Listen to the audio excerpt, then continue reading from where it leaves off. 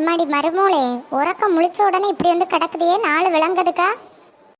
இத்தை காலையில் முழிச்ச உடனே உங்கள் சுப்பிரபாதத்தை தொடங்காதீங்கத்தே. கொஞ்ச நேரம் படுத்துட்டு எழும்பி போகலான்னு தானே வந்து கிடந்தேன்.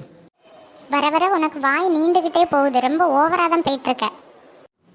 இம்மா ஏமா ரெண்டு பேரும் காலையிலே சவுண்டு போட்டுக்கிட்டு இருக்கிறியா? பார்ல உன் பொண்டாட்டிய இவ்வளோ நேரம் ஆன பிறகு எழும்பாம கடந்து உறங்க என்னன்னு கேட்டதுக்கு என்கிட்ட காலையிலே சண்டைக்கு வாரா. எங்க இல்லைங்க, நல்ல அசதியாக இருந்தேன்னு கொஞ்ச நேரம் படுத்தேங்க, அதுக்கு சண்டைக்கெல்லாம் போகலைங்க.